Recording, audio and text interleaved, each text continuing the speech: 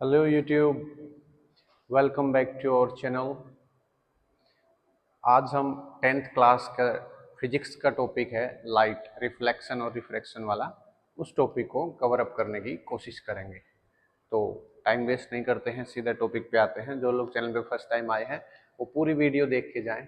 I request all of you, कुछ ना कुछ अच्छा कंटेंट मिलेगा, कुछ ना कुछ नई चीज़ सीखने को मिलेगी, कुछ ना कुछ नए कॉन्सेप्ट्स मिलेंगे ताकि आपकी फिजिक्स आसान हो जाए, है ना।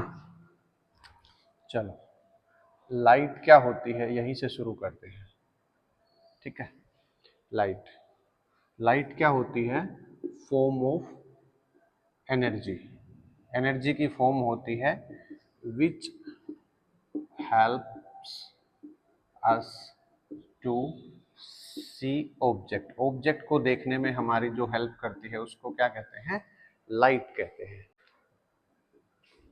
एक्चुअल में कैसे हम ऑब्जेक्ट को देख पाते हैं? हमारी आंख से लाइट निकलती है, ऑब्जेक्ट के ऊपर गिरती है और टकरा के वापस आती है आंख के अंदर। तो जहां पर एक्चुअल मीटिंग होती है तब इमेज फॉर्म होती है, रियल इमेज। और वो इमेज हमारी आंख के अंदर जो स्क्रीन जिसको बोलते हैं उसको रेटिना कहते हैं, है ना। तो आंख के अंदर रेटिना के ऊपर की कोई पिक्चर बनती है तब हम किसी ऑब्जेक्ट को देख पाते हैं। और वो जो पिक्चर बनती है वो उल्टी बनती है। जैसे मान लो पेन ऐसे है, कैप ऊपर है, ये ऐसे है। इसकी पिक्चर हमारे रेटिना पे कैसे बनी होगी? ऐसे बनी होगी। फिर ऑप्टिक नर्व की मदद से जो भी चीज बनती है, मतलब जो भी इमेज बनती है, उसको रेसिप्रोकल मतलब उल्टा कर दिया जाता है। ये कॉन्सेप्ट होता है। ह्यूमन आई वाले चैप्टर में पढ़ेंगे इसको अच्छे से। ठीक है, लाइट ये समझ में आ गया। एक टर्म और भी कभी कभी यूज होती है, सोर्स या सोर्स ऑफ लाइट। जहाँ से लाइट निकलती है, जैसे टॉर्च से निकलती है, मोबाइल से निकलती है, किसी भी बल्ब से निकलती है, जहाँ से भी लाइट निकले वो उस लाइट का या फॉर्म ऑफ एनर्जी का सोर्स होता है। ठीक है, अब देखो, लाइट निकली यहाँ से, एक एग्जांपल थोड़ा समझने के लिए। तो लाइट के पास दो ऑप्शन है, या तो ये सीधी चली जाए, है ना, या बीच में कोई ना कोई ऑब्स्टेकल या मतलब ऑब्जेक्ट आ जाए। ऑब्स्टेकल क्या होता है? रुकावट होती है। रुकावट किस वजह से होगी? जब कोई ना कोई ऑब्जेक्ट इसके बीच में रहा होगा। तो देखो, अगर सीधी चली जाएगी तो कोई दिक्कत नहीं है, ये तो हम पढ़ने का कोई सीन है नहीं। हमें जो इस चैप्टर में पढ़ना है वो पढ़ना है अगर इसके बीच में कोई ऑब्जेक्ट आ जाता है। ऑब्जेक्ट आ जाएगा तभी तो इमेज बनेगी। तो देखो, ऑब्जेक्ट और इमेज यही खेल है सारा का सारा इस चैप्टर में। ठीक है, अब देखो कैसे काम करता है। अगर ऑब्जेक्ट लाइट के सोर्स के बिल्कुल क्लोज है, यहां पर पास में है, तो जो इमेज बनेगी वो कैसी बनेगी? साइज में लार्ज बनेगी। और अगर लाइट के सोर्स से अगर ऑब्जेक्ट दूर है तो उस केस में इमेज कैसे बनेगी? स्मॉल बनेगी। इसको देखो, प्रैक्टिकल देखते हैं। जब सूरज हमारे सर के बिल्कुल ऊपर होता है, मैं इसको थोड़ा सा ऐसे समझता हूँ। एक टाइम सूरज ऐसा होता है, एक टाइम सूरज ऐसा होता है और एक टाइम ऐसा होता है। मतलब ये सुबह का टाइम है, ये दोपहर, गुड आफ्टरनून, और ये इवनिंग का टाइम है। तो दोपहर के टाइम पे सूरज हमारे बिल्कुल पास होता है, पास इन द सेंस हमारे बिल्कुल ऊपर होता है, सर के ऊपर, है ना। इतना पास हो जाएगा तो जल ही जाएंगे। लेकिन हमारी जो इमेज बनती है, जो हमारी परछाई बनती है, वो कैसी बनती है? छोटी बनती है। और सुबह और शाम के टाइम पे हमारी परछाई कैसी बनती है? बड़ी बनती है। इसका मतलब यही हुआ, अगर ऑब्जेक्ट पास होता है तो इमेज लार्ज बनती है, और स्मॉल कब बनेगी? जब सोर्स से ऑब्जेक्ट दूर रखा गया हो। ठीक है, अब देखो, ये केस यहां से शुरू होता है। अगर कोई भी सोर्स से लाइट निकल के किसी ऑब्जेक्ट पे टकराती है तो ठीक है। अब ये तो हो गया, यहां से लाइट रुक गई है ना। एक केस ये भी हो सकता है, लाइट यहां से टकरा के इधर इधर उधर भी जा सकती है। इस केस को अब थोड़ा सा देखेंगे, यहां से क्या क्या बन सकता है।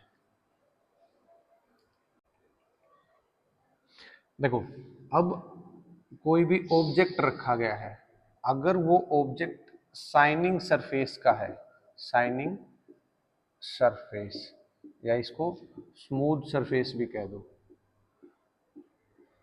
ठीक है। तो क्या होगा? अगर लाइट इसके ऊपर गिरेगी, मान लो ये सरफेस है, शाइनिंग सरफेस या पॉलिश्ड सरफेस, इसके ऊपर लाइट गिरेगी तो ना तो ये आर पार जाएगी, आर पार मतलब उसको पेनिट्रेट करेगी, ये यहाँ से टकरा के वापिस आ जाएगी, किसी भी डायरेक्शन में जाएगी, वो हम स्टडी करेंगे, वहां से पता करेंगे। तो देखो, ये जो सरफेस हो सकता है ये कैसा हो सकता है, एक तो रेगुलर हो सकता है, रेगुलर, और एक इरेगुलर। देखो इसको भी थोड़ा सा डीपली देख ही लेते हैं। रेगुलर सरफेस को हम क्या बोल सकते हैं, स्मूथ सरफेस, और इस इरेगुलर को क्या बोल सकते हैं, रफ सरफेस, है ना। अगर रेगुलर सरफेस रहेगा या स्मूथ सरफेस रहेगा तो लाइट टकरा के रिफ्लेक्ट हो जाएगी, और यहां से क्या होगा, नोट रिफ्लेक्ट, नोट रिफ्लेक्ट मतलब कुछ और केस बन जाएगा। अब देखो, रिफ्लेक्ट हो जाएगी तो इसको क्या कह सकते हैं, रिफ्लेक्शन। इस प्रोसेस को, यहाँ से जो टर्म है रिफ्लेक्शन ये इंट्रोड्यूस होती है, जो सबसे सुपर डुपर में। साथ साथ ये भी बताता चलूंगा कि पेपर के हिसाब से क्या क्या क्वेश्चंस इंपॉर्टेंट हो सकते हैं, पेपर में कैसे पूछा जा सकता है। तो रिफ्लेक्शन से शुरुआत होती है, लेकिन ये बेसिक टर्म्स थोड़ा सा इंट्रोडक्शन जरूरी होता है, इसलिए मैंने बताया। तो रिफ्लेक्शन के बारे में कोई पूछे क्या होता है, bouncing back of light when it strike to the smooth surface within the same medium, मतलब एक ही मीडियम के अंदर लाइट किसी सरफेस के ऊपर टकराती है और बाउंस बैक हो जाती है ना। लाइट आई, लाइट टकराई और वापस हो गई एक ही मीडियम के अंदर, मीडियम चेंज नहीं करेंगे, ठीक है। इसको बोलते हैं रिफ्लेक्शन। अब देखो, रिफ्लेक्शन छोटी क्लासेस में आपने पढ़ा होगा, रिफ्लेक्शन भी दो टाइप का होता है, एक तो रेगुलर और एक इरेगुलर। पूछेगा नहीं, कभी भी नहीं पूछेगा। रेगुलर क्या होता है, जनरली जो हम पढ़ते हैं, रेगुलर मतलब जिस एंगल के साथ लाइट आती है उसी एंगल के साथ चली जाती है। इरेगुलर क्या होता है, देखो इरेगुलर को थोड़ा सा ऐसे समझते हैं। सरफेस कुछ ऐसा है, लाइट आई ऐसे चलेगी, लाइट आई ऐसे चलेगी, लाइट आई ऐसे चलेगी, मतलब ये जो एंगल बन रहे हैं ये कभी भी इक्वल नहीं होंगे, है ना, ये इक्वल नहीं होते, ठीक है। अब इस रिफ्लेक्शन के साथ यहाँ पर ये भी साथ ही देख लो, फिर और चीज देख लेंगे, लॉ ऑफ रिफ्लेक्शन या लॉज ऑफ रिफ्लेक्शन। रिफ्लेक्शन के दो लॉज हम पढ़ते हैं, क्या क्या होते हैं। पहला तो ये पढ़ते हैं, एंगल ऑफ इंसिडेंस और एंगल ऑफ रिफ्लेक्शन दोनों बराबर होते हैं। देखो, जो सोर्स से जो लाइट आ रही होती है, किसी भी सोर्स से हम लाइट गिरा रहे हैं, इस लाइट को हम लोग बोलते हैं इंसिडेंट लाइट, है ना। और जो ये रे बन रही है इसको बोलेंगे इंसिडेंट रे, है ना। और जो रिफ्लेक्ट होके जो लाइट जा रही है इसको बोलेंगे रिफ्लेक्टेड रे या रिफ्लेक्टेड लाइट। तो जो ये नॉर्मल के साथ जो एंगल बनाते हैं, ये दोनों एंगल बराबर होते हैं, ये भी आई बोल सकते हो, ये भी आर बोल सकते हो। तो ये जो नॉर्मल, नॉर्मल का मतलब होता है परपेंडिकुलर, ठीक है। ये जो एंगल बना रहे हैं इस एंगल को बोलते हैं इंसिडेंस एंगल, है ना। और ये क्या बोलते हैं, रिफ्लेक्टेड एंगल, क्योंकि रिफ्लेक्टेड रे ने इसको बनाया है ना, मतलब नॉर्मल के साथ रिफ्लेक्टेड रे की वजह से जो एंगल बना है उसको बोलते हैं रिफ्लेक्टेड एंगल, ठीक है। तो लॉज ऑफ रिफ्लेक्शन का पहला पॉइंट क्या हुआ, angle i is equal to angle r, मतलब जिस एंगल के साथ लाइट आई है उसी एंगल के साथ रिफ्लेक्ट होके चलेगी। दूसरी बात, इंसिडेंट रे, रिफ्लेक्टेड रे और नॉर्मल, ये तीनों एक ही प्लेन में लाई करेंगे, है ना। ये तीनों के तीनों एक ही प्लेन में लाई करेंगे, ये होता है लॉज ऑफ रिफ्लेक्शन, क्लियर। तो इंसिडेंट रे भी क्लियर होगी, रिफ्लेक्टेड रे भी होगी, नॉर्मल भी हो गया, एंगल भी हो गए। तो रिफ्लेक्शन का थोड़ा सा एक इंट्रोडक्शन सा हो गया है। यहां से ही टॉपिक शुरू होता है 10th क्लास के हिसाब से। तो आई होप क्लियर है। देखो, एक तो होता है प्लेन मिरर और एक होता है स्पेरिकल मिरर्स। नाम सुना होगा तुम लोगों ने दोनों के बारे में, प्लेन मिरर और स्पेरिकल मिरर। मिरर क्या चीज होती है पहले तो ये देखो, जहां से, या मतलब कोई ऐसा ऑब्जेक्ट जिसका एक सरफेस जो होता है जहां से लाइट टकराती है वो सरफेस रिफ्लेक्टिंग हो, जिसका रिफ्लेक्टिंग सरफेस हो उसको हम लोग बोलेंगे मिरर हो। तो प्लेन मिरर किसको बोलेंगे, जिसका रिफ्लेक्टिंग सरफेस कैसा हो, फ्लैट हो। फ्लैट मतलब, या जिसको प्लेन, प्लेन का मतलब एक तरह से यही समझो कि प्लेन मतलब एक सार, एक समान हो। और स्पेरिकल का मतलब क्या है, जिसका रिफ्लेक्टिंग सरफेस कैसा हो, कर्व्ड हो, कर्व्ड, है ना। अब देखो, स्पेरिकल मिरर में तुम लोगों ने देखा होगा, सीधा यही पढ़ते हैं बच्चे जनरली, कॉन्सेप्ट तो देखते नहीं है। एक तो होता है कनकेव मिरर और एक होता है कॉन्वेक्स मिरर, है ना। कॉनकेव बोलो या कनकेव बोलो एक ही बात है। उत्तल अवतल कुछ ऐसा बोलते हैं हिंदी में, पता नहीं, है ना। कॉनकेव मिरर क्या होता है, जिसका रिफ्लेक्टिंग सरफेस कैसा होता है, इनवर्ड होता है। और कॉन्वेक्स का क्या होता है, आउटवर्ड्स होता है, इनवर्ड्स आउटवर्ड्स, है ना। जिस देखो कॉनकेव को कैसे ड्रॉ करेंगे, कॉनकेव में कैसी फीलिंग आ रही, केव जैसी, केव कैसी होती है, गुफा होती है। तो जिसका मतलब ऐसा डायग्राम बनता है, जिसका रिफ्लेक्टिंग जो सरफेस या रिफ्लेक्टिंग जो पार्ट होता है वो कहाँ होगा, इनवर्ड होगा। जैसे इसका डायग्राम अगर कोई बनाने के लिए कोई पूछ ले, ऐसा सुना है कभी, लेंस भी देखा होगा, कॉनकेव लेंस ऐसा बनता है, और कॉन्वेक्स कैसा बनता है। तो इसका मतलब क्या हो जाए, कॉन्वेक्स का क्या होता है, अगर मान लो ऐसे बनाओगे तो ऐसे बनेगा, और इसको ऐसे बनाओगे तो यहाँ से कैसा बनेगा, मतलब आउटवर्ड बाहर की तरफ जो इसका रिफ्लेक्टिंग सरफेस हो, और कॉनकेव में क्या हो, इनवर्ड जिसका रिफ्लेक्टिंग सरफेस हो। तो कॉनकेव मिरर और कॉन्वेक्स मिरर समझ में आया, है ना। पेपर में कभी कभी ये पूछता है, देखो ये सब बेसिक सी बातें हैं, थोड़ी सी एडवांस लेवल की बात करते हैं। कन्वर्जिंग मिरर क्या होता है और एक डाइवर्जिंग मिरर क्या होता है। देखो एक किस्सा बताता हूँ आपको। एक बार एक बहुत बड़े स्कूल में मैं पढ़ा रहा था, तो 10th क्लास को ही क्लास दे रहा था। जो बच्चे मेरे पुराने स्टूडेंट हो तो जानते ही होंगे। तो मैंने ये बता दिया कि ये क्वेश्चन करवाया, why converging mirror is known as concave mirror, या कॉनकेव मिरर को कॉन्वर्जिंग मिरर या कन्वर्जिंग मिरर क्यों कहते हैं।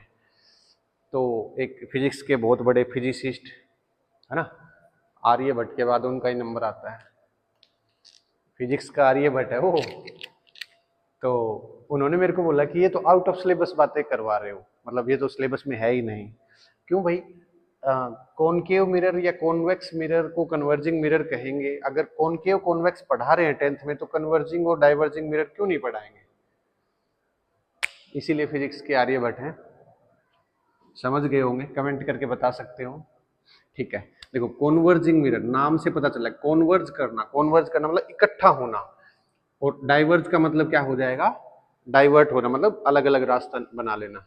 तो कन्वर्जिंग का मतलब क्या हुआ यहाँ पर, एक पॉइंट जहां पर लाइट कन्वर्ज होती हुई, या मतलब एक जगह इकट्ठी होती हुई दिखे, या एक पॉइंट, मतलब देखो मिरर के केस में क्या बोलेंगे, जिस मिरर की वजह से लाइट टकरा के एक पॉइंट के ऊपर मिलती हुई दिखे, तो उसको क्या बोलेंगे, कन्वर्जिंग। प्रॉपर्टी बता रहा हूं, कन्वर्जिंग। और अब ये कन्वर्जिंग की प्रॉपर्टी कौन सा दिखाता है, कनकेव दिखाता है, इसलिए कनकेव मिरर को क्या कहते हैं, कन्वर्जिंग मिरर। डाइवर्जिंग का मतलब क्या होगा, डाइवर्ट हो जाना, मतलब ये ऐसा डायग्राम बनता है, मतलब लाइट ऐसे जाती है ना, डाइवर्ट हो गई है, और यहाँ पर दोनों पॉइंट के ऊपर मिलती है। तो डाइवर्जिंग क्यों कहते हैं कॉन्वेक्स को, क्योंकि लाइट डाइवर्ट हो जाती है। ज़्यादा डीप में तो 12th क्लास की जो ऑप्टिक्स है वहाँ पढ़ते हैं, लेकिन 10th क्लास के हिसाब से कन्वर्जिंग और डाइवर्जिंग के बारे में basic introduction more than sufficient है। चलो अब देखते हैं कॉनकेव और कॉन्वेक्स मिरर के यूजेस देखते हैं।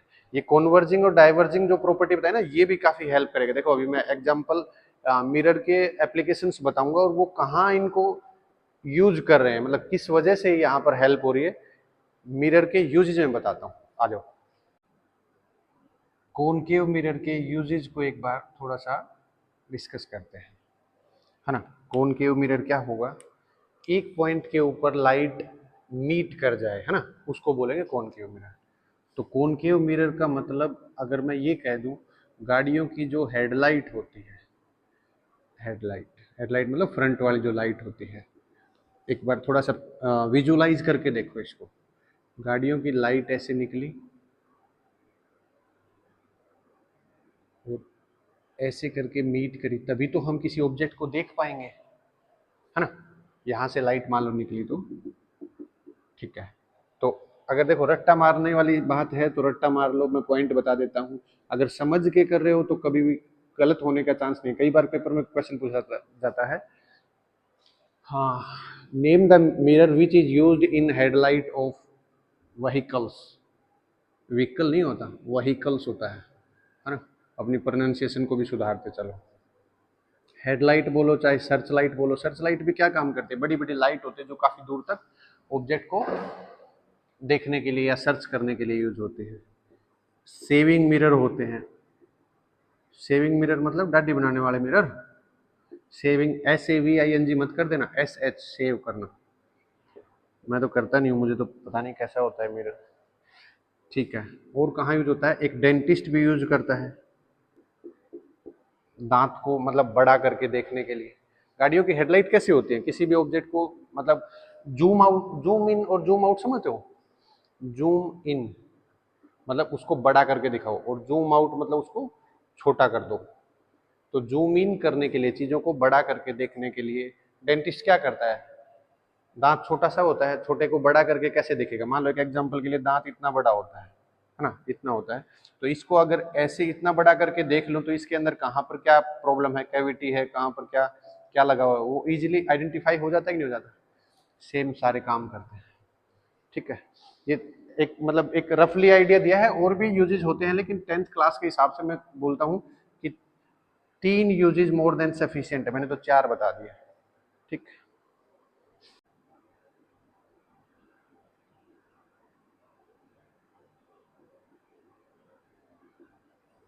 हो गया। देखो, कॉन्वेक्स मिरर के यूज की बात करी जाए तो कॉन्वेक्स मिरर क्या होता है। एक बार मैंने किसी बच्चे से पूछा था आंख के अंदर कौन सा लेंस होता है, तो किसी ने बताया कॉन्वेक्स मिरर, है ना। बड़े ब्रांड के लोग हैं भाई, कुछ भी बता सकते हैं। मैं पूछ लूँ भारत की राजधानी क्या है, तुम कह दोगे कबूतर की 2 आंख होती हैं, तो क्या करें, है ना। तो कॉन्वेक्स मिरर और कॉन्वेक्स लेंस के अंदर फर्क होता है। आंख के अंदर जो होता है वो कॉन्वेक्स लेंस होता है, आंख में मिरर नहीं होता, लेंस होता है। तो कॉन्वेक्स मिरर क्या होता है, जिसका व्यू बड़ा होता है, व्यू पॉइंट। व्यू क्या होता है, देखने का सेंस। देखो जैसे मान लो एक अच्छी बात बताता हूँ, हमेशा इसको लाइफ में अप्लाई करना। अभी हो सकता है मेरी वीडियो कोई बड़ी क्लास का बच्चा देख रहा हो, कंपटीशन का देख रहा हो, लेकिन मैं जनरल मानता हूँ 9th और 10th के ही बच्चे मेरी वीडियो, ये वाली वीडियो ज़्यादा देखते हैं। 11 12 की सीरीज अभी चालू नहीं करी है, तो मैं जूम करता हूँ 9 10th के बच्चे ज़्यादा देखते पढ़ने के पर्पज से। कोई बड़ा भी आदमी देख रहा है, कोई टीचर देख रहा है कुछ, वो अलग बात है। ठीक है, तो मैं चाहता हूँ किसी भी कॉन्सेप्ट को सीखो, उसको प्रैक्टिकल लाइफ में विजुअलाइज करके देखो ऐसा कैसे होता है। देखो मैं इसका एग्जाम्पल बताता हूँ। जैसे मान लो मैं ऐसे खड़ा हूँ, मैंने ऐसे देखा, तो मेरी आंखें इधर देख रही हैं, लेकिन मेरे को इधर का भी तो दिख रहा है ना। क्लियर नहीं दिख रहा वो अलग बात है, लेकिन मोटा मोटा तो इधर क्या हो रहा है, मान लो कोई आ भी जाएगा तो झट से इधर निगाह जाएगी। मतलब आंख का जो व्यू होता है वो क्या होता है, बड़ा होता है। देखो यहाँ पर ऐसा लगा दूं तब तो नहीं दिखा, घोड़े के, गधे के, खच्चर के देखा होगा, ऐसे लगा देते हैं, इसका मतलब क्या है, सीधा चल। लेकिन हमारा जो व्यू पॉइंट है वो क्या होता है, बड़ा होता है। इसलिए देखो, जो सिक्योरिटी कैमरे होते हैं, सिक्योरिटी कैमरा, उसका व्यू पॉइंट बड़ा करने के लिए उसके अंदर कौन सा मिरर लगाया जाता है, कॉन्वेक्स मिरर। ठीक है, एक जो रियर व्यू का कॉन्सेप्ट है, रियर व्यू क्या होता है, ट्रैफिक वगैरह में पीछे क्या क्या व्हीकल्स वगैरह आ रहे हैं, है ना। व्हीकल में ही खुश होते हो, व्हीकल्स बोले तो गूगल पे सर्च करोगे, मास्टर ने व्हीकल्स बोल दिया, क्या है व्हीकल्स। तो ट्रैफिक के अंदर रियर व्यू, पीछे की साइड के जो मिरर्स होते हैं, मिरर जो मतलब साइड मिरर होते हैं, वो पीछे के व्यू को देखने के लिए होते हैं, वहां पर क्या होता है, कॉन्वेक्स मिरर। दूसरी बात, दिल्ली वगैरह से कोई मेरी वीडियो देख रहा है तो मेट्रो के अंदर जरूर बैठा होगा, है ना। तो मेट्रो के जो प्लेटफॉर्म है, हम जैसे लोग हरियाणा वाले भी चले ही जाते हैं कभी कभी दिल्ली, तो प्लेटफॉर्म के ऊपर क्या होता है, एक बड़ा सा ग्लास लगा होता है ना। बड़ा सा ग्लास लगा रहता है, उसके अंदर पूरे प्लेटफॉर्म का व्यू दिखता दिखता है। कभी देखना उसके सामने खड़े होके, और वो कैसा होता है, बाहर की तरफ निकला। जैसे मान लो ये कोई ऐसे होलो टाइप में कोई है तो ऐसा होगा, वो अंदर धसा हुआ नहीं होगा ऐसे, मतलब इस साइड से देखो अंदर धसा हुआ, ऐसा नहीं, बाहर की तरफ ऐसे बाहर निकला होगा। तो जो जिसका रिफ्लेक्टिंग सरफेस आउटवर्ड होता है उसी को क्या कहते हैं, कॉन्वेक्स मिरर कहते हैं। तो ये भी रियर क्या व्यू पॉइंट को बढ़ाने के लिए, व्यू पॉइंट जहां पर बड़ा हो, दूर तक हम चीजों को नोटिस कर सके। इसमें देखो तुमने देखा होगा एक गाड़ी का जो शीशा होता है उसके अंदर दो गाड़ियां तीन गाड़ियां भी दिख जाती हैं। दो गाड़ियां तीन गाड़ियां कैसे दिख जाती हैं, एक शीशा तो साइज तो एक एग्जांपल मानूं तो 10 से 15 सेंटीमीटर का होता है, उसके अंदर दो गाड़ियां कैसे दिखेंगी, क्यों, क्योंकि यहाँ से मतलब जो शीशा है मिरर है यहाँ से डाइवर्जेंट, डाइवर्जेंट का मतलब क्या है, लाइट यहाँ से बड़ी व्यू पॉइंट, इसी को तो कहते हैं बड़ा व्यू पॉइंट होना, दूर तक इसको देख पाता है। तो इसका मतलब जितने भी एरिया, इस एरिया में जितनी गाड़ियां, चाहे 50 गाड़ियां आ जाए, अगर मतलब देखो कभी कभी देखा होगा जो साइड मिरर होता है उसके अंदर कुछ लोग एक छोटा सा और भी लगवा लेते हैं, है ना, देखा हो तो ये भी क्या होता है, कॉन्वेक्स मिरर ही होता है, ये छोटे साइज का होता है, तो ये भी क्लोज व्यू दे देता है। तो पेपर में यहाँ से जो क्वेश्चन बन सकते हैं वो अभी तक के लिए ये बन सकते हैं, रिफ्लेक्शन क्या होता है और इसके लॉज क्या हो सकते हैं, दूसरा कनकेव मिरर और कॉन्वेक्स मिरर, इसके यूजेस क्या हो सकते हैं अभी तक के लिए, ठीक है। तीसरा जो सुपर इंपॉर्टेंट है, जो कॉनकेव मिरर को कन्वर्जिंग क्यों कहते हैं और कॉन्वेक्स को डाइवर्जिंग क्यों कहते हैं, ये तीन ही क्वेश्चन बनते हैं, सीबीएसई पैटर्न हो चाहे एचबीएससी पैटर्न हो चाहे कोई भी स्टेट बोर्ड का हो। और बाकी ये कॉन्सेप्ट जो जो मैं बताता चल रहा हूँ इनको थोड़ा सा ध्यान रखा करो, नेचुरल रहो, प्रैक्टिकल रहो, ऐसा नहीं कोई फिल्मी स्टाइल से कहीं से देख के उठा ले। जैसे देखो मैं तुम्हें पढ़ा भी रहा हूँ तो बिल्कुल ग्राउंड लेवल से पढ़ा रहा हूँ, ऐसा नहीं कोई बनावटी बात बोल दी कुछ, ऐसा रियल लाइफ से एक्सपीरियंस करो। चलो अब हम देखते हैं मिरर को थोड़ा सा अच्छे से समझते हैं, उसकी कुछ कुछ बेसिक जो आइडेंटिटी होती है, बेसिक टर्म्स होते हैं उनको इंट्रोड्यूस करते आ जाओ। देखो ये 4 5 6 टर्म मैंने लिखी हैं, किसी भी रिफ्लेक्टिंग सरफेस की कोई भी चीज होती है जहां पर मतलब कोई भी कॉनकेव मिरर हो, चाहे मतलब स्पेरिकल मिरर की बात कर रहा हूँ जनरली, कॉनकेव हो चाहे कॉन्वेक्स हो, ठीक है। एक एक में हम थोड़ा सा समझते हैं, कॉनकेव में हम समझते हैं, फिर सारी चीजें कवर। देखो ऐसा डायग्राम तुम लोगों ने देखा होगा, ठीक है। तो ये जो सरफेस होता है कॉनकेव में तो अंदर की तरफ होता है ना, ये जो सरफेस होता है इसको पूरा का पूरा मैं क्या कह सकता हूँ, रिफ्लेक्टिंग सरफेस कह सकता हूँ, ठीक है। इसका जो सेंटर पॉइंट होता है इसको हम लोग क्या बोलते हैं, पोल बोलते हैं, जिसको किससे डिनोट करते हैं, कैपिटल पी से डिनोट करते हैं। सेंटर ऑफ कर्वेचर क्या कहते हैं, ये सारी की सारी एक तरह से ऐसे मान के चलो स्पेरिकल में रहा होगा कभी, ठीक है। तो देखो इसका सेंटर कहाँ होगा, स्पेरिकल जो सरफेस की कोई भी या रिफ्लेक्टिंग सरफेस की कोई भी चीज है जो स्पेरिकल शेप में है, उसका जो सेंटर रहेगा वो क्या होगा, सेंटर ऑफ कर्वेचर। और रेडियस ऑफ कर्वेचर क्या हो जाएगा, पोल से लेके सेंटर की, इसकी को क्या बोलते हैं, रेडियस ऑफ कर्वेचर, ठीक है। इसको कैपिटल आर से डिनोट करते हैं।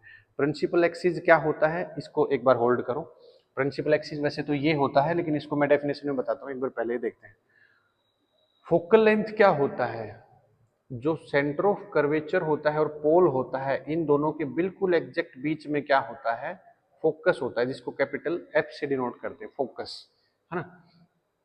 और ये जो फोकस है और जो पोल है इन दोनों के बीच की जो दूरी होती है इसको बोलते हैं फोकल लेंथ, जिसको स्मॉल एफ से डिनोट करते हैं, ठीक है। और ये देखो ये अगर बिल्कुल बीच में रखा है तो ये और ये बराबर होते हैं, यहीं से जो रिलेशन बनता है r/2 is equal to f या r is equal to 2f, ये जो रिलेशन बनता है वो यहीं से बनता है। क्योंकि ये मान लो 10 सेंटीमीटर है, ये बिल्कुल बीच में रखा है 5, तो ये 5 ये 5, तो फोकल लेंथ को डबल कर दूं, 5 को डबल करूं 10, या ये टोटल 10 है, 10 का आधा कर दूं तो 5। ये रिलेशन यहाँ से कई बार एमसीक्यू में या 1 मार्क्स में पूछ लेता है इसके ऊपर। अगर फोकल लेंथ है मान लो 50 सेंटीमीटर, तो रेडियस ऑफ कर्वेचर कितना होगा, ऐसा। ठीक है। अपर्चर क्या होता है, अपर्चर जो ये सरफेस है, रिफ्लेक्टिंग सरफेस है, इसका अगर हम डायमीटर लेंगे, डायमीटर के सेंस में मतलब पूरा का पूरा ये जो वैल्यू होती है, ये मतलब जितनी भी वैल्यू आएगी लेंथ के हिसाब से, इसको हम लोग क्या बोलते हैं, अपर्चर। ये तो हो गया कॉनकेव मिरर का केस, है ना। अगर कॉन्वेक्स का होता, जैसे देखो मान लो सेंटर ऑफ कर्वेचर लिखा है, फोकस लिखा है, ये सब किधर हो जाएंगे, मिरर के पीछे हो जाएंगे, है ना।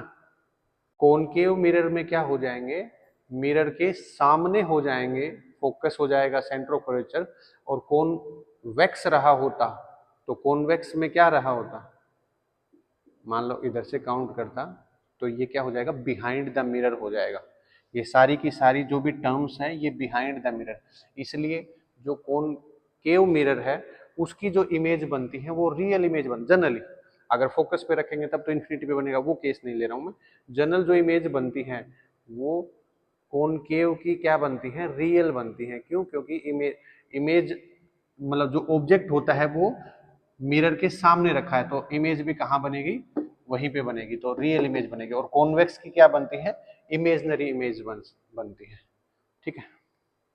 देखो अब जो नेक्स्ट जो इम्पोर्टेंट चीज है, जहां से कोई भी कंपटीशन का एग्जाम हो, कोई भी, कल परसों एनडीए का एग्जाम हुआ है, कल परसों बोले तो 1 तारीख का संडे था शायद, हाँ 1 तारीख को हुआ है, वहां भी एक क्वेश्चन आया हुआ था इमेज फॉर्मेशन पे। तो इमेज फॉर्मेशन को मैं थोड़ा सा बताता हूँ। इमेज फॉर्मेशन, इमेज फॉर्मेशन देखो, मिरर की बात करी जाए तो कॉनकेव मिरर ज़्यादा इम्पोर्टेंट है, और अगर लेंस की बात करी जाए तो कॉन्वेक्स मिरर ज़्यादा इम्पोर्टेंट है। पेपर के हिसाब से बता रहा हूँ, वैसे पढ़ने तो हमें सारी चीज़ें हैं। ठीक है। जो एनडीए का पेपर था उसमें भी यही कॉनकेव मिरर के ऊपर इमेज आई थी। देखो मैं थोड़ा सा एक डायग्राम से ही सारी की सारी चीज़ों को कवर अप करने की कोशिश करूँगा, तो थोड़ा सा ध्यान रखना।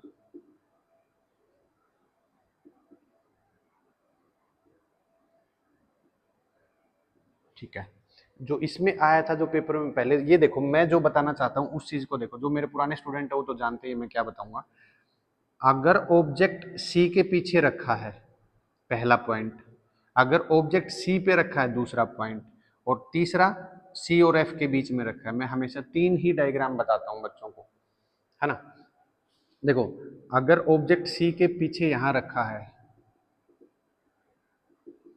यहाँ फोकस में से होके लाइट चली जाएगी, तो कहीं यहाँ बनेगा, मतलब एक्चुअल मीट बता रहा हूँ, सी और एफ के बीच में बनेगा, इमेज छोटी बनेगी और उल्टी बनेगी, इन्वर्टेड बनेगी। ठीक है। एनडीए के पेपर में क्या आया था, अगर किसी ऑब्जेक्ट को सी पे रखा है तो इमेज कहाँ बनेगी, सी पे रखा है तो एग्जैक्ट सी के ऊपर ही बनेगी और उल्टी बनेगी, है ना। और सी और एफ के बीच में कोई ऑब्जेक्ट रखा है तो कहाँ बनेगा, बिहाइंड सी बनेगा, सी के बैक साइड में इमेज बनेगी। मैं 3 ही लिख के बता देता हूँ अगर आप लोग प्रैक्टिस करना चाहो। बियॉन्ड सी, एट सी, सी का मतलब अब ध्यान रखना सेंटर ऑफ कर्वेचर होता है, कभी सोचो सी क्या होता है, और between c and f, super duper important है। देखो इन्फिनिटी पे रखोगे तो फोकस पे बनेगी, फोकस पे रखोगे तो इन्फिनिटी पे बनेगी, ये तो करने की कोई जरूरत ही नहीं है। हाँ कभी कभी पूछ लेता है 5-10%, अब आप इस चीज को ऐसे नेग्लेक्ट तो नहीं कर सकते कि भाई सर इन 3 के अलावा पेपर में आ गई, तो आ भी सकते हैं, लेकिन मोस्ट रिपीटेड यही 3 है, इस चीज की मैं गारंटी देता हूँ। आप लोग प्रीवियस ईयर वगैरह कहीं से भी उठा के देख लो, अब कोई वो फिजिक्स के आर्यभट्ट होंगे वो तो सीधा यही बोलेंगे भाई फोकस के ऊपर है, और गलती से मेरी वाली वीडियो वहां तक पहुंच गई तो ये 3 तो बिल्कुल नहीं आएंगे, चाहे पेपर कैंसिल करना पड़े, फिर तो फोकस वाली ही आएगी। ठीक है। तो कॉनकेव मिरर की इमेज, इन तीनों को थोड़ा सा ध्यान रखना। इसको देखो थोड़ा सा ऐसे पूछ लेता है, जो इमेज फॉर्म होगी उसकी प्रॉपर्टी पूछ लेगा, प्रॉपर्टी इन द सेंस वो रियल होगी, वर्चुअल होगी। रियल वर्चुअल को भी चलो थोड़ा डिस्कस करते हैं, मतलब एक बात यहाँ देख लो, वो रियल होगी, इन्वर्टेड होगी, इरेक्ट होगी, कैसे क्या होगी, उसकी प्रॉपर्टी बताओ। अगर सी पे ऑब्जेक्ट रखा है तो उसकी इमेज जो बनेगी उसकी प्रॉपर्टी बताओ, कुछ ऐसे पूछ लेता है। उसका साइज पूछ लेगा, बड़ी होगी, एनलार्ज होगी, डिमिनिश्ड होगी, इनको ध्यान रखना। मैं बताता हूँ थोड़ा सा एक दो कॉन्सेप्ट जो रह गए हैं। देखो, जनरली जो इमेज होती हैं, इमेज क्या होती है, कोई भी ऑब्जेक्ट रहा होगा, ऑब्जेक्ट के ऊपर लाइट गिरेगी तो उसकी कोई ना कोई इमेज बनेगी, मतलब जिसको हम स्क्रीन के ऊपर देख सकते हैं, मतलब जिसको हम आ, अपनी आंखों से देख सकते हैं कि ये इसकी परछाई बोल सकते हैं देसी भाषा में इमेज को, है ना। परछाई कैसी होती है, अब उसको थोड़ा सा टाइप में देखते हैं। ठीक है, इमेज दो टाइप की होती हैं, एक तो होती है रियल इमेज और एक होती है वर्चुअल इमेज। रियल और वर्चुअल में फर्क क्या होता है, अभी ये देखो।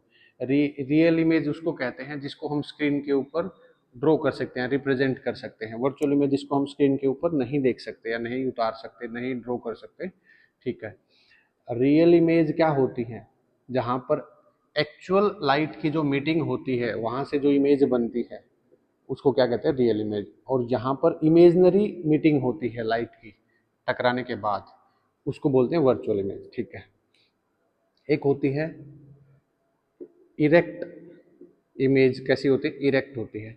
एक होती है इन्वर्टेड। इन्वर्टेड, देखो एक चीज से पता कर लो, ये दोनों एक दूसरे के रेसिप्रोकल होते हैं।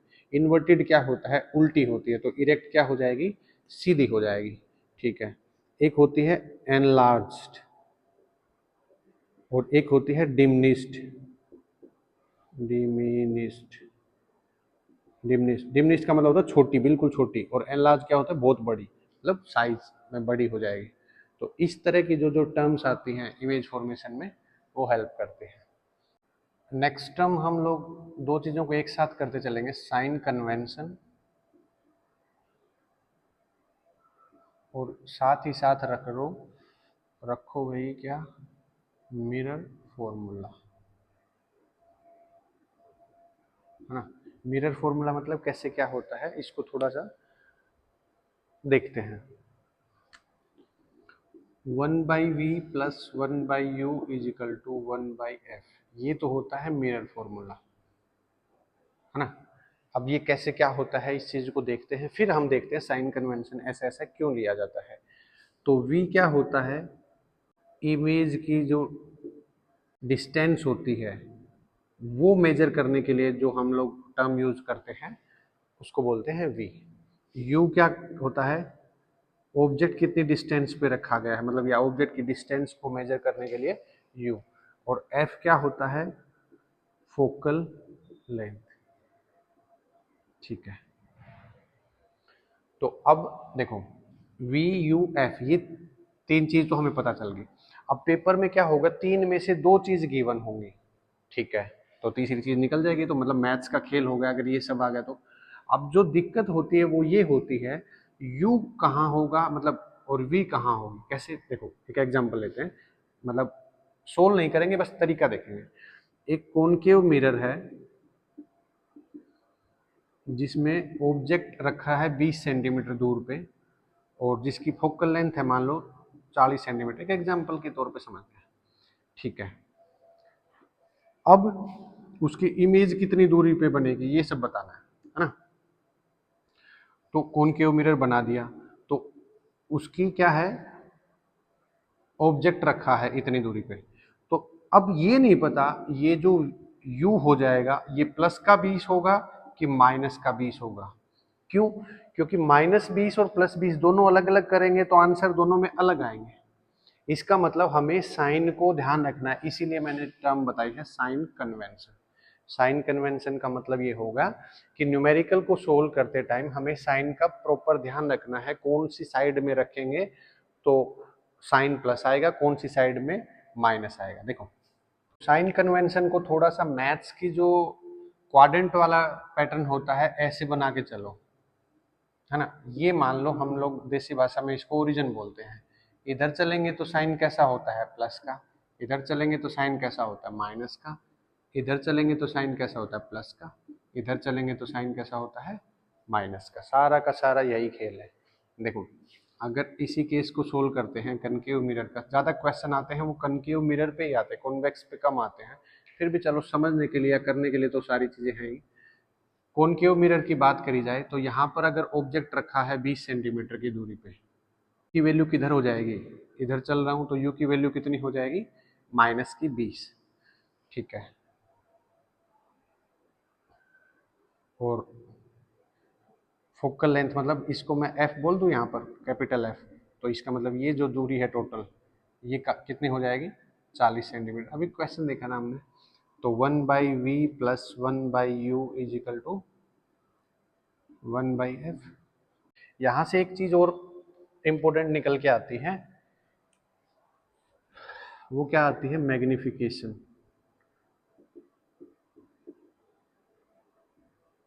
मैग्निफिकेशन क्या होता है, जो इमेज की हाइट होती है, इमेज की जो हाइट होती है और जो ऑब्जेक्ट की हाइट होती है, इनका रेशियो जो होता है वो होता है मैग्निफिकेशन। इसको कैसे कर सकते हैं, m = HI/H0, छोटा आई लिखो, और इसको क्या लिख सकते हैं, -v/u, है ना। इसको ध्यान रखना, कभी कभी मैग्निफिकेशन दे के यहाँ से कुछ पूछ लेगा, जैसे मैग्निफिकेशन मान लो 2 है, एक बार समझने के लिए, और हाइट ऑफ ऑब्जेक्ट मान लो 10 है, तो यहाँ से कितना आ जाएगा, v की वैल्यू आ जाएगी, तो v की वैल्यू को यूज करते हुए हम लोग मतलब मिरर फॉर्मूला को भी यूज कर सकते हैं। तो आई थिंक मिरर फॉर्मूला के जो क्वेश्चंस हैं वो ज़्यादा इंपॉर्टेंट है। मैं इस चैप्टर में से बोलता हूँ 15 से 20% थ्योरी आएगी और 80% न्यूमेरिकल आएंगे। और न्यूमेरिकल में भी क्या आएगा, मिरर फॉर्मूला 200% आएगा, और मिरर फॉर्मूला में क्या आएगा, कॉनकेव के ऊपर आएंगे मान लो 60%, और कॉन्वेक्स पे आएंगे मान लो,